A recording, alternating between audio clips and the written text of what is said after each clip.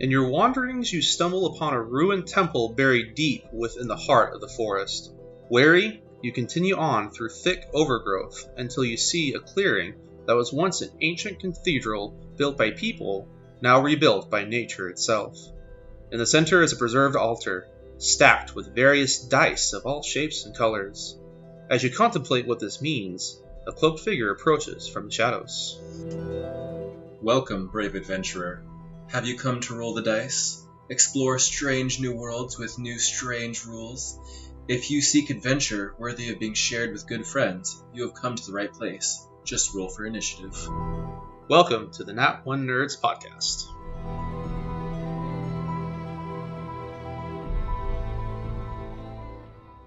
Hey everybody, welcome back to Nat One Nerds. This is Brandon. And this is Parker.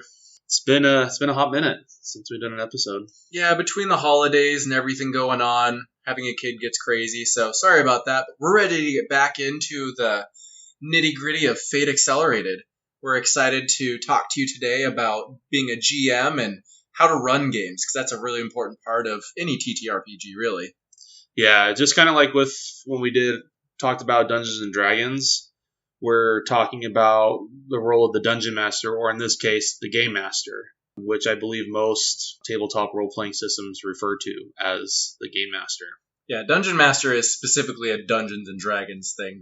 I think they have that trademark. So Game Master is the general term. Yep, it definitely is. Although I've also heard of Lore Master, too, in other That's true. systems. Yeah, so just depends on what system you love, and that's what you become. But essentially, they're all the same person. I mean, in reality, in your table, you can refer to them as whatever you want. Like in our game, we named a donkey after our DM, so it is what it is. I've kind of grown very fond of that donkey, honestly. So, Fate Accelerated and GMing. Honestly, with our first experience being through that one shot we played, I think our GM did a phenomenal job. What did you think? I honestly have to agree with that. Christian kind of spearheaded. He even volunteered to be the game master. And he's like, I already have an idea forming. And he talked about it with us. He's like, because what was important that he did was when he had this idea, but it had something kind of different than what might be considered normal, he talked to us as the players and said, hey, would you be okay if your characters died immediately upon starting the session? Which most game masters and dungeon masters and lore masters, they don't usually do that to your characters. But it was integral to the story. We played as ghosts, so it kind of worked. No, it absolutely made sense. But it was important that he communicated with that and made sure that we were comfortable with that. Yeah. So, because we had to really trust him, and I was luckily everybody was super on board and like, yeah, let's do it. We want to see what you truly have come up with and trust the game master to lead us through the story that he has designed, and trust that he's made a story that everybody should be enjoying. And honestly, that's the essence of any TTRPG, is it's all about collaborative storytelling and fun between the whole table. So I think communication is a huge bit of what's important, and talking before you actually start to get everyone's expectations, what you want out of it, is so integral to having a good time that I honestly suggest that anyone does that before they start any sort of game. Communicate like what people are okay with, what type of game they're looking for, what kind of story they might want, what they want to do with their characters. It's all good stuff to communicate and figure out before you even start. Yeah, because what was interesting during essentially our character creation episode for Fate Accelerated with Christian and Ned was that Christian essentially, while we were very focused on character creation and building the character, explaining some of the aspects of it, essentially that was kind of a nice introduction for most people into what a session 0 might sound like. Yep. Because session 0 isn't just a Dungeons and Dragons thing. That's in every TTRPG thing. With any group, especially newer groups or people you haven't played with before, communicating your intentions beforehand. You know, helping them build characters, making sure they understand how the stats work, asking them if certain things are okay. Are you okay with your character dying immediately without outside of your control. It just happens. Mm-hmm. That kind of thing. And because what Christian did was he led essentially a nice little session 0, which most of it was actually recorded in that character creation episode. So not only is it a nice character creation episode, but if you all want to go back and listen to it and view it as a session 0, maybe you might get some more insights for your own games or your own thought process and maybe trying to be a game master at some point. Yeah, and I like how you discussed how Christian was willing to talk about the story and kind of clear it up with us, because that's one of the main jobs of a game master, is they're ultimately the ones that build the bones of the story.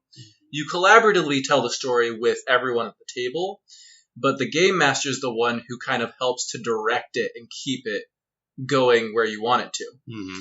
So one of the GM's jobs is to create the campaign itself. Mm-hmm. Whether you're running a short scenario like a one-shot or a full-blown campaign, they are in charge of putting the bones of it together, arranging the plot, figuring out exactly what they're going to do, and then helping to carry it out. That's one of the core parts of the game master's job. Yeah, absolutely. So, because when the game master is creating, essentially they kind of have to build the framework kind of on their own, but within that framework is that collaborative storytelling that you're talking about. So not only does the game master need to trust the players to help create the story, but the players need to trust the game master that he has their best intentions at heart and that he is trying, and to trust that even if something doesn't quite make sense, like we kind of had a rough idea why he was asking if it was okay if our characters died right off the bat, but we still had no idea where it's going to go. I didn't really necessarily see that ending coming. I got suspicious of it partway through the session itself, but before we actually started the session, I had no idea where he was going to go with it. Yeah. I mean, that's one of the fun parts about being a player, is you don't know exactly where it's going to go. And there's all sorts of a scope on that communication on what's coming up between a GM and a player. With any TTRPG, there are many different types of stories you can play. You can do a very linear story where the GM has a direction things are going and the players follow that direction and you guys tell the story like that together. Or sometimes GMs might give an open-ended scenario and just see what the players do. Mm-hmm. And it all depends on, again, what everyone wants and what's going to cause everyone to have the most fun.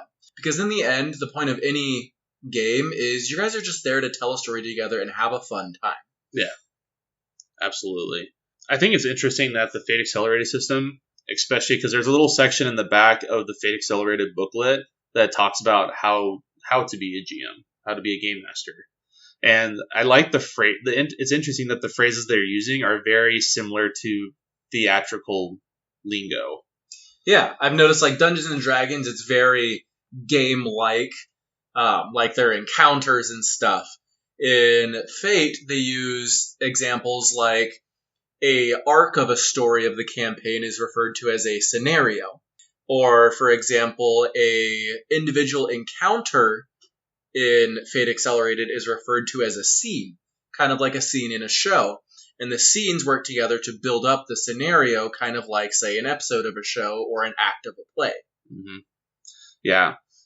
I think this kind of really helps solidify kind of when we were first getting introduced to Fate Accelerated, how heavy it is in roleplay.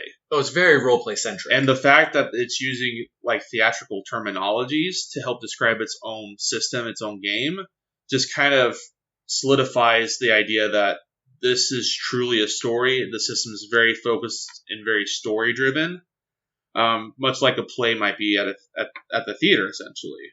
You know, there's conflict, but that's just a small part of it. Dungeons and Dragons, on the other hand, it's almost like the story revolves around how many times you can fight people. Yeah. Dungeons and Dragons is very much, I think it's the main difference in Dungeons and Dragons is built around becoming legendary heroes or such and being able to overcome these obstacles through overpowering them and just being powerful characters, whereas Fate is more about playing through the lives of people that are entangled in this issue and trying to find ways to help resolve whatever the problem is. Because most scenarios, campaigns, have some sort of central plot point, that is the issue of the campaign that the characters are trying to solve. Assuming you guys have listened to the one shot, you'll notice that in the one encounter we actually had with the previous ghosts of Christmas Past, Present, and Future, most of the things we did to attack, quote unquote, weren't physical.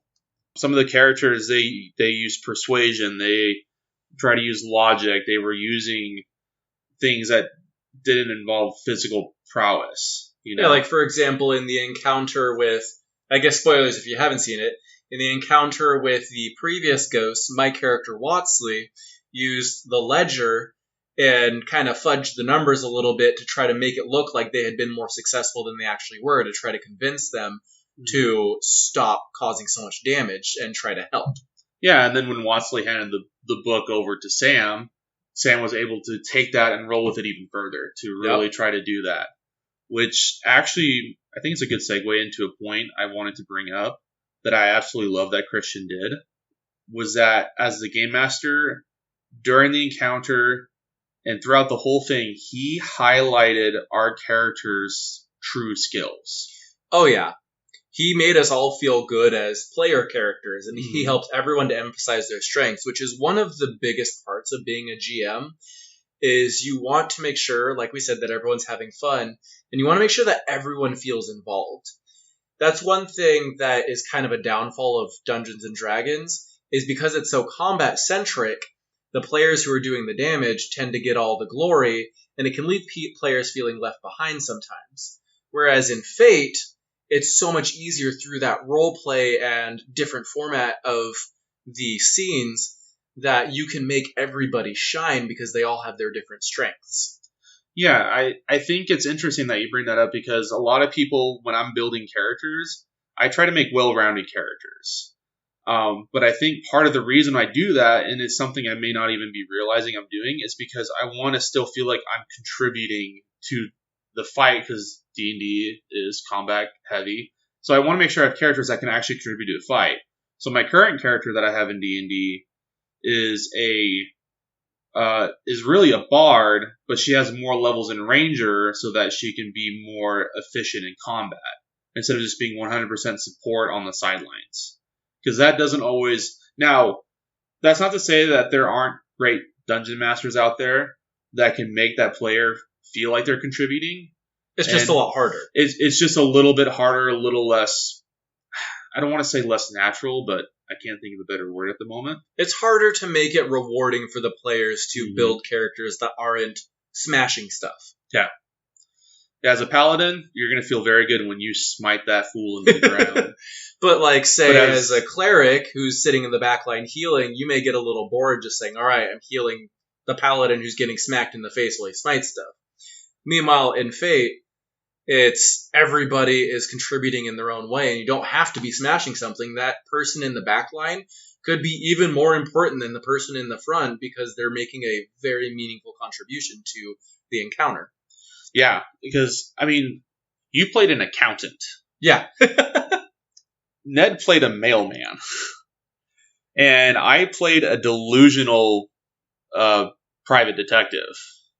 And we went up against these legendary spirits that even people on Earth had heard about through like A Christmas Carol and all that kind of stuff. We were going up against this legendary thing, but everything we did contributed to adding stress. And that's what's such a great thing about the Fate Accelerated, is that the stress doesn't have to be done by physical prowess. Mm-hmm. It can be done by logic. It can be done by rolling those clever checks. And Christian allowed us to use our high skill, because that's what Watsley's and Sam's highest skill was. We were both clever. We were both very clever based on our backgrounds. And that's why he had so many clever checks during the game, was because he was highlighting our characters and found simple ways to do that. I mean, and another benefit on the player's side is the way he GM'd, he allowed us to choose how we interacted with the encounters, which allowed us to come up with clever ways to do stuff as opposed to trying to do something in a flashy way. Yeah. Like, we also had a hand in that because we chose solutions that could be under the clever umbrella, so that way he could justify a clever check.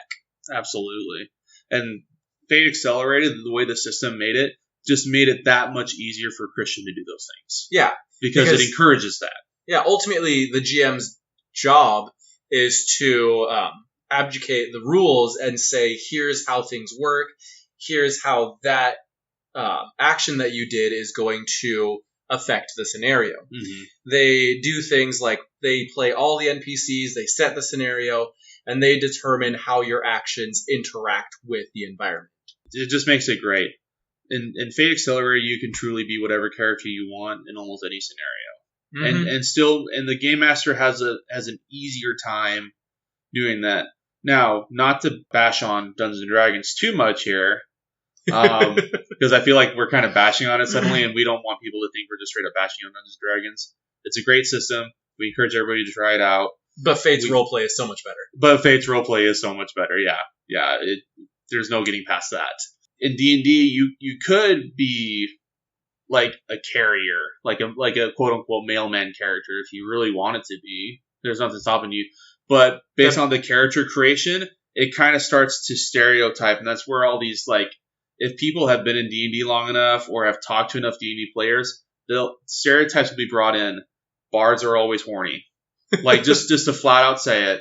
Rogues are always edgy. Just because of how, when you build your character, you pick a class and suddenly everything about that class just naturally, it doesn't straight up tell you to do that, but just by nature, it's just very easy to fall into those stereotypes. I mean, it is also, you can always break those stereotypes when you're making a character. Absolutely. Like, for example, one of my favorite characters I've made is a bard who is a dad who's just adventuring to get out of the house, and his stuff is all done through, like, dad jokes, and, like, basically he's the dad of the party as opposed to being the typical horny bard. His Vicious Mockery is dad jokes. Oh yeah, his Vicious Mockery is terrible dad jokes that make them cringe so much it causes actual damage. It's really fun. I've actually seen a meme. I don't know if you got that idea from this meme, but I saw a meme that literally did that, where dad jokes were the Vicious Mockery for the bard, and it was hilarious. I'll have to see if I saved it and maybe post it. If not, I'll find another meme. I have plenty of memes to share with everybody. There's an abundance of role-playing game memes. Because most of them are D&D, but honestly, some of them, I can see it in this. So yeah. But in Fate, it's a lot more flexible. You're not stuck to stereotypes quite as much because there's not a set class system. There's not really levels in the same way as D&D. It's more of you just create whatever character you want that would fit the scenario, and you just kind of roll with it. Yeah. And the DM...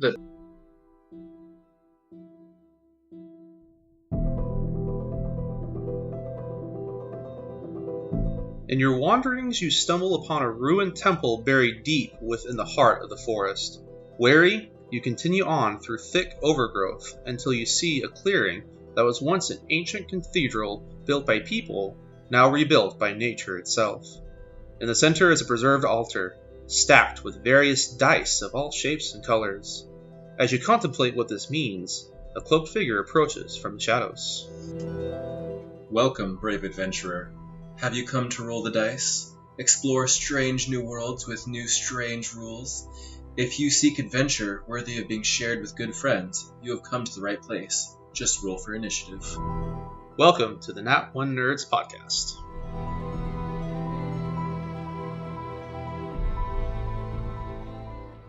job, is to create the scenario around you, try to balance the enemies, and try to help the encounters to go smoothly.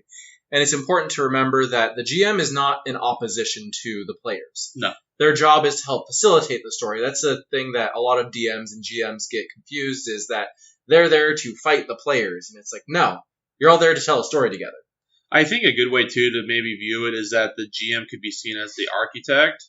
And as awesome and as brilliant as the architect is, the building ain't getting built without the builders and the stonemasons and the labor.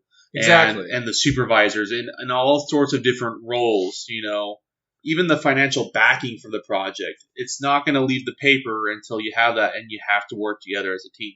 Yeah, the architect may still call a lot of the shots, but he's still absolutely nothing without without those builders and other people supporting him in creating this masterpiece, whether it's a building, a house, a bridge, whatever it might be.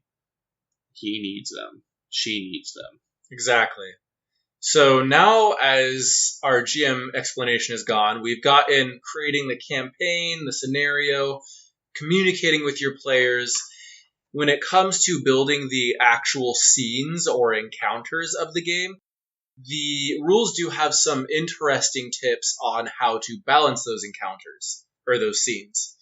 They talk about having a central villain, and that could be an actual villain. It could be some issue that's going on, a natural disaster, some magical phenomena. There is infinite possibilities on what the core issue of your campaign is going to be. But I actually found it really entertaining that for the unnamed obstacles along the way, the enemies you run into, the book refers to them as the mooks. And I don't know where they came up with that name, but I love it. It's hilarious. The mooks.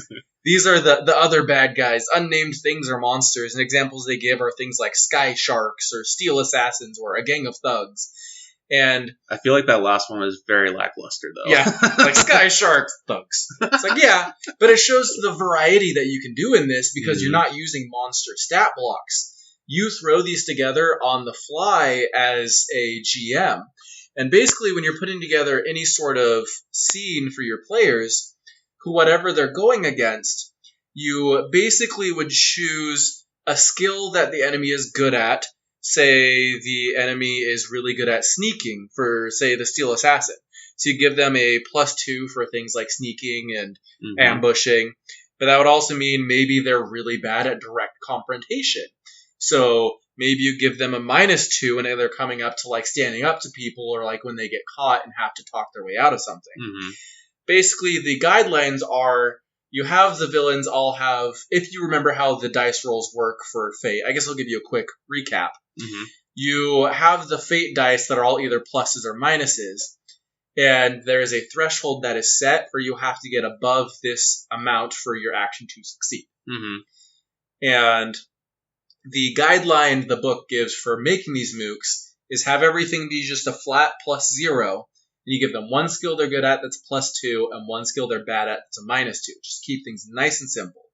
And I love how easy that is, but it's also so flexible because you can make it work with that person or object, monster, whatever it is strengths and weaknesses.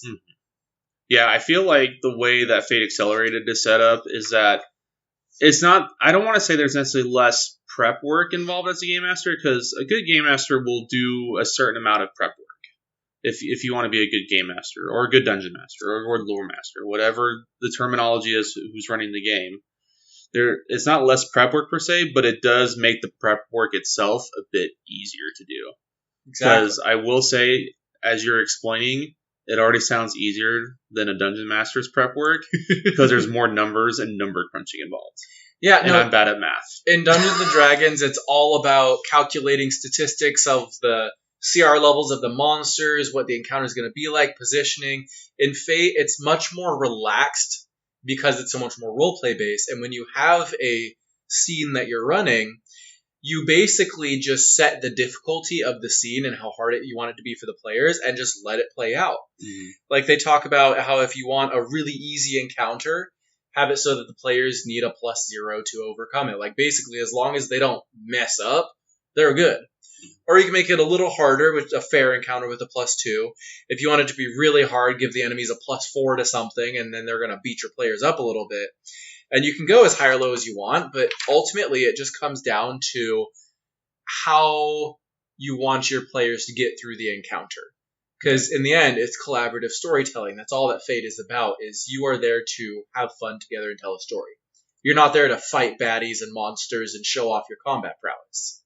I mean, I feel like even that explanation, that's with any TTRPG system. Even Dungeons & Dragons, for how combat heavy it is, it's still, despite how combat heavy it is, it's still at the end of the day a collaborative storytelling that you're doing with a group of friends and having fun around the table. So, but yeah, Fate Accelerator does make it a bit easier.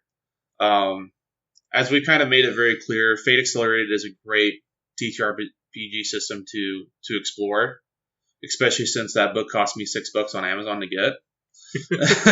Very simple, very cheap, though you probably want to buy some dice. I bought a little bag of dice. It came with, I think, 5 sets of dice in it. So one for the game master and, 4 left for players. Maybe $20 tops.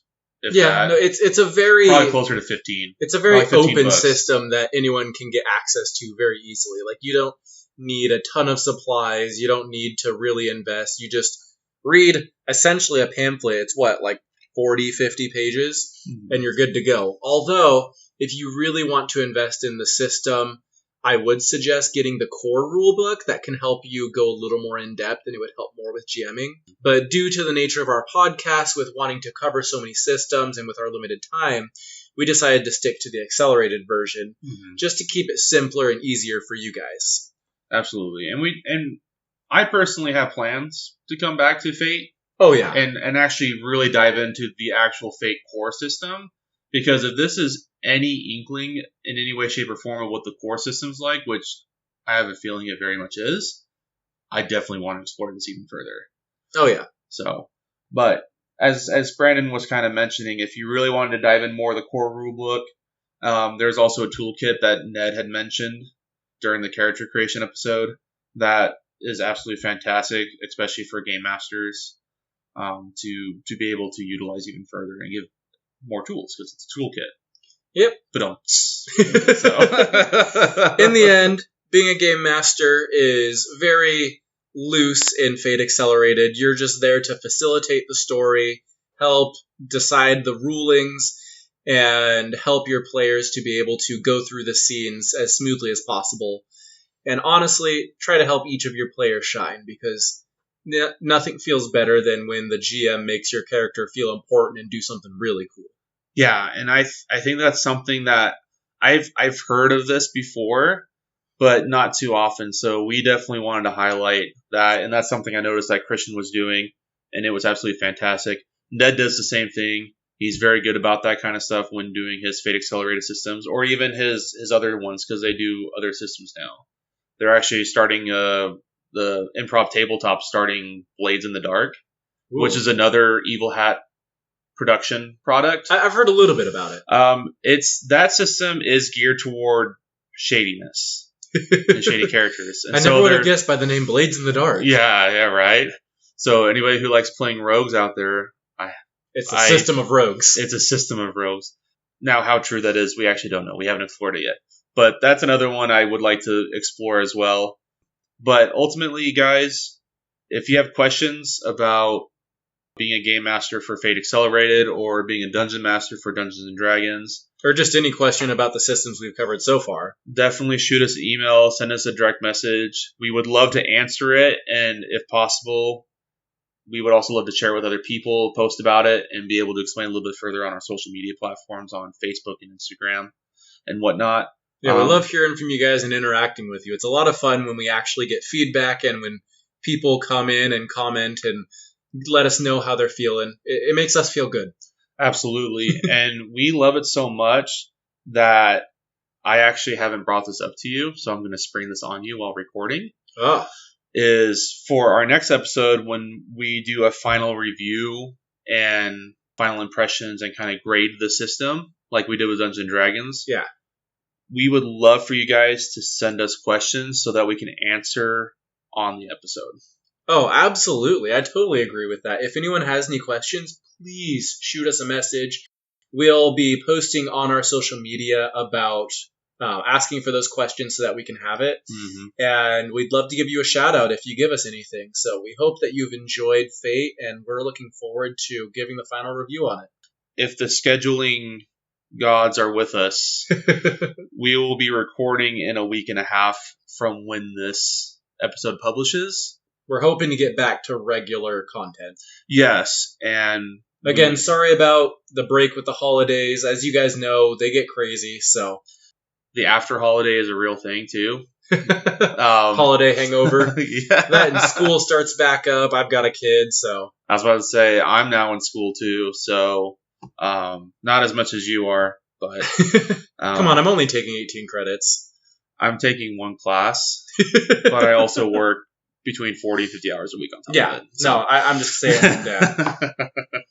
So, but do we have time for TTRPG in our life? Absolutely. Yes, absolutely. It's what keeps me sane. It really is. It's a beautiful thing. We appreciate you guys listening to this episode.